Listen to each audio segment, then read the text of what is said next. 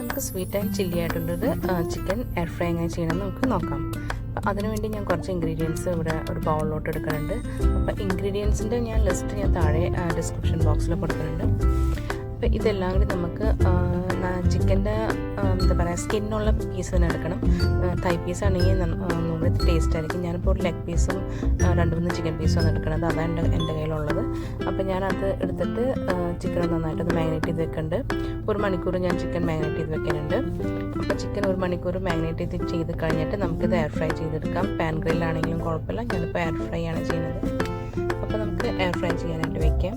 Air fry ചെയ്ത് കഴിഞ്ഞിട്ട് അതിൻ്റെ ഒരു പോർഷൻ ഒരു 10 മിനിറ്റ് വയ്ക്കാം. നമുക്കൊന്ന് മറിച്ചിട്ടും വെക്കണം. അപ്പോൾ അതിന് മുമ്പ് നമുക്ക് സെയിം നമ്മുടെ മിക്സിലോട്ട് കുറച്ച് ചില്ലി ഫ്ലേക്സ്, പിന്നെ സ്വീറ്റിന് ആവശ്യത്തിന് ഹണി, പിന്നെ കുറച്ച് ഓയിസ്റ്റർ സോസും കൂടി എടുത്തിട്ട് നമുക്ക് നന്നായിട്ടൊന്ന് മിക്സ് ചെയ്തിട്ട് ഈ ചിക്കൻ എയർ ഫ്രൈ ചെയ്തില്ലേ അതിൻ്റെ മുകളിലോട്ട് നമുക്ക് ഇതേപോലെ ഒന്ന് സ്പ്രെഡ് ചെയ്ത് കൊടുക്കാം കേട്ടോ. എന്നിട്ട് നമുക്ക് വീണ്ടും ഒരു 10 മിനിറ്റ് കൂടി ഇത് മറിച്ചിട്ടിട്ടൊന്ന് എയർ ഫ്രൈ ചെയ്തെടുക്കാം.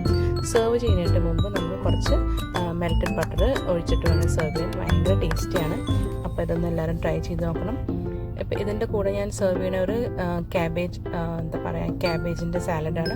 അത് ഞാൻ ഉടനെ തന്നെ പോസ്റ്റ് ചെയ്യണ്ടാവും.